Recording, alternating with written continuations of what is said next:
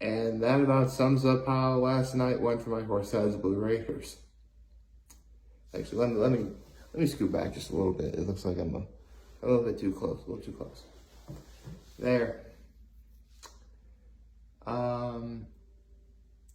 So now that I think about it, the cloudy sky I was looking at yesterday at the start of yesterday's video, I'm pretty sure that was an omen. I said it was an omen and I wound up being right. So needless to say, Horseheads losing is my low. That's not to say I had a bad night by any stretch of the imagination. I still had fun. I actually saw a few really great people last night. Some of them are alumni I haven't seen in years, which was great. I love that. That was awesome. Got to see them. You know, so I had fun. I just wish that the outcome of last night's game wasn't the way it was. And, you know, actually, let me get to my act of kindness before I continue on. My act of kindness was I helped my grandma with a few things yesterday because one thing, she gets her hair done on Fridays, and so I took her to the hair salon. So yeah, I did that. So happy Saturday, everybody. I'm guessing a lot of people in Horseheads are feeling down about it now, and I wouldn't blame them. But I still have a Blue Hammer Award to give because I'm always going to give a Blue Hammer Award because here's the thing. You would think that with what the score wound up being, which was 32-7, ouch, you would think that Horseheads didn't really put forth much of an effort, but I'll get to that in a second. Because the team actually did try. Like, this really wasn't so much of a team that didn't put forth any effort. For whatever reason, for many years, even back when I was at Horseheads, Union Endicott just seemed to always outclass us. I mean, back when I was there, we had linemen who, like, our smallest guy was like over 200 pounds. Meanwhile, over at Union Endicott, their smallest lineman was 250. You know, and that's the smallest guys. So as you can imagine, this was, I mean, Horseheads losing Union Endicott is one of those things where, like, it's become a joke. It's honestly one of the reasons why Horseheads really has never been taken seriously as it has. Which is why I'm doing what I can to try and promote it the way I've been doing with all of the videos I talk about their football program. As well as giving out the Blue Hammer Award. So that said, the quarterback, I think number 26 it was, yeah, he was really good. And our defense was actually stepping up, but they just couldn't do it forever too. Like 54 and 50 were really good too.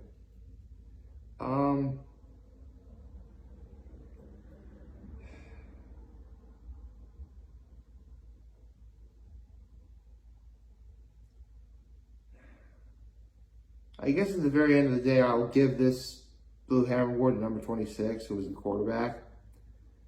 Because as bad as things were, he at least remained really poised, which is what you gotta do in the big games. So, how about I get into talking about what wound up happening? Because this is literally one of those fascinating things that my father and I both noticed last night.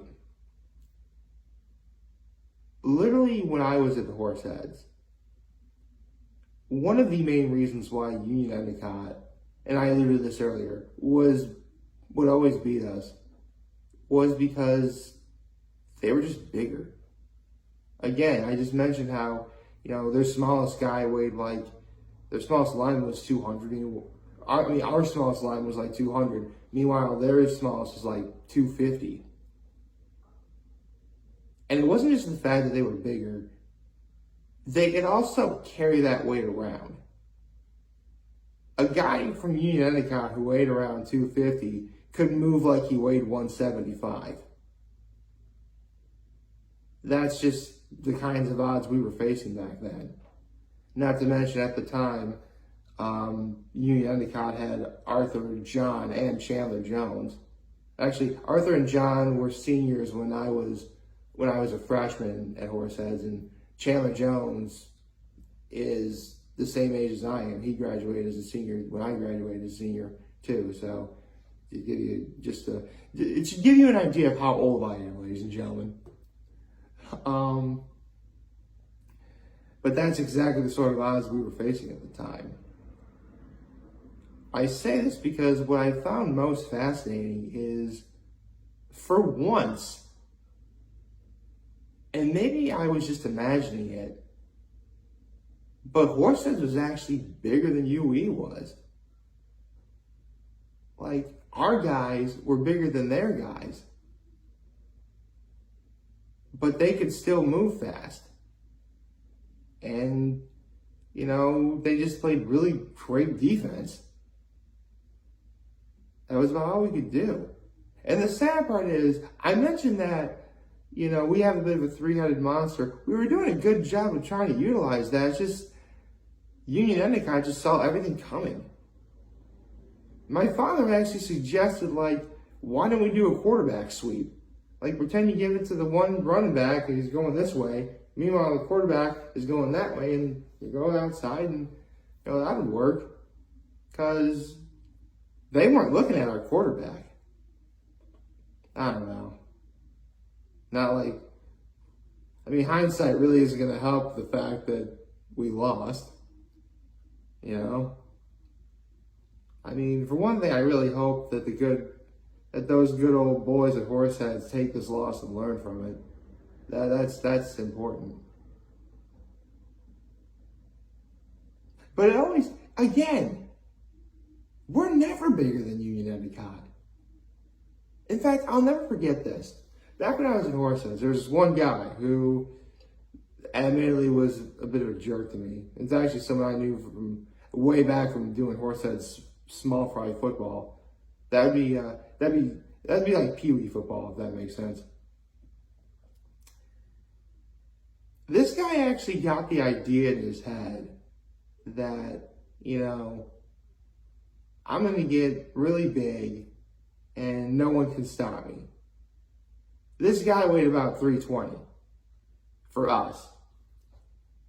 And I probably was one of the few people who was looking at him like, okay, you weigh over 300 pounds.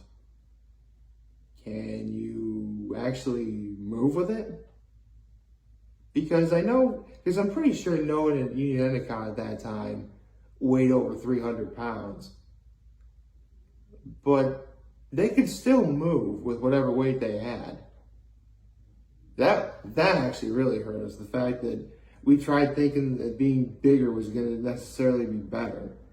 I mean, strength can really only get you so far. You know, it's actually something I was trying to work on back then too.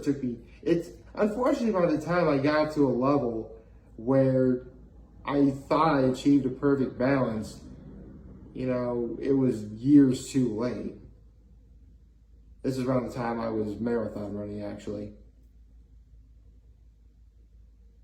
Where, like, I achieved that level of, like, speed and power. But again, I'm in my mid-20s at this point, so it doesn't really do me any good now. Actually, you know what? Dragon Ball Z actually did a good job of explaining this. Yeah, Dragon Ball Z of all things. Like, it was during the Cell Saga where Trunks was fighting Cell, and Trunks was clearly the strongest Super Saiyan, but that was just in terms of brute strength. Every other single category, speed, stamina, you know, endurance, he couldn't do. Again, what is the point of being physically stronger than someone if you can't touch them? Meanwhile, they can lay any number of blows to you. And that's exactly how it wound up being last night in a way. Because we were bigger than they were. But they could just move the ball.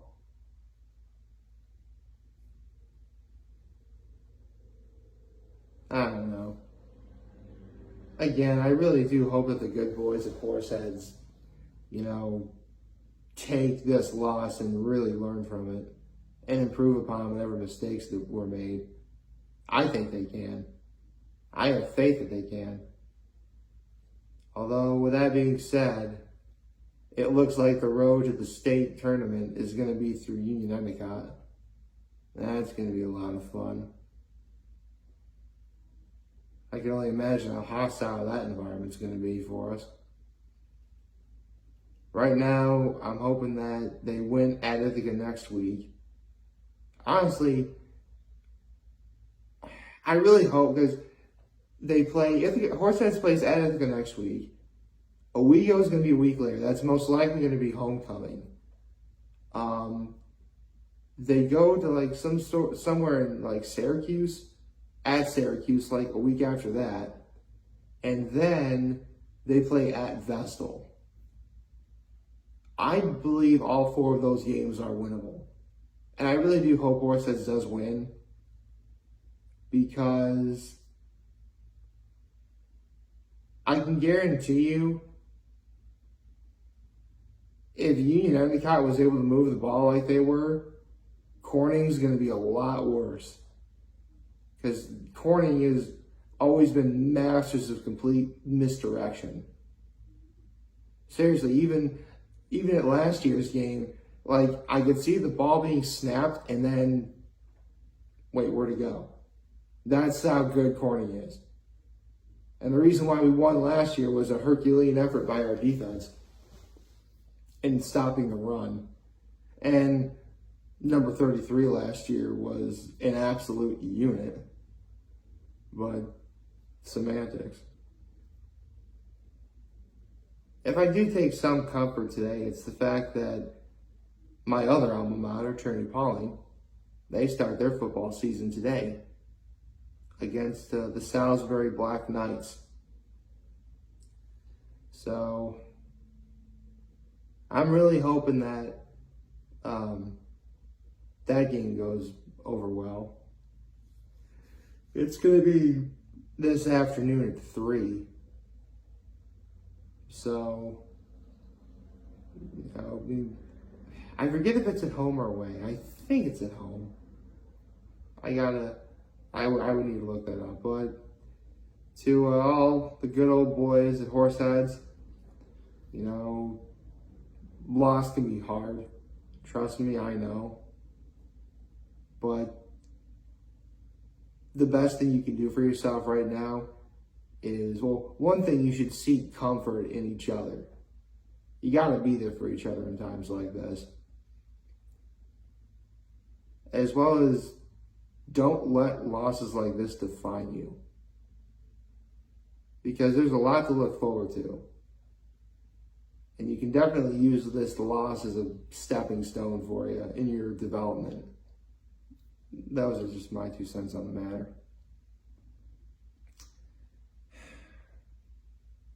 Man.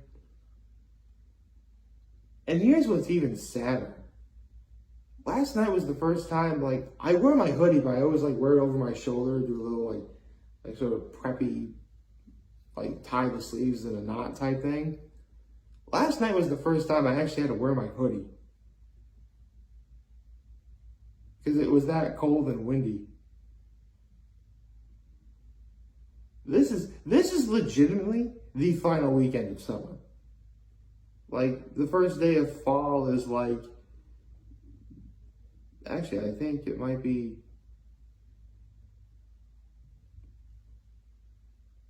hold on.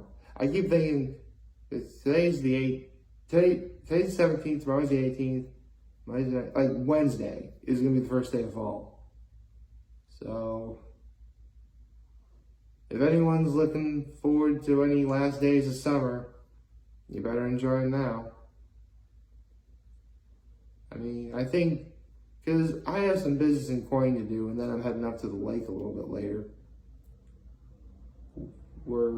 which could potentially be one of the final times I'm up there for the year. Not necessarily looking forward to that. Especially when, it's... Because I have a wedding to go to next weekend. And then that's about it. Ah, boy. Trinity-Pawling, if anyone from Trinity-Pawling is watching this, I need you guys to win a lot more than I realized. Thank you.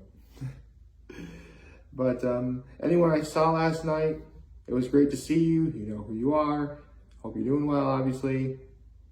And yeah, so I hope y'all liked this video. If you did, leave a like and subscribe to my YouTube channel. It would do my YouTube channel greatly. Follow me on social media. As always, I am very humbled I made this video. For all of you guys that watch and enjoy for today, I hope you have a wonderful, wonderful, wonderful Saturday. And remember, if any of you guys want to talk, a channel always going to be here to lend you. I'll always hear back. Take care and make good choices. 607 all day, baby.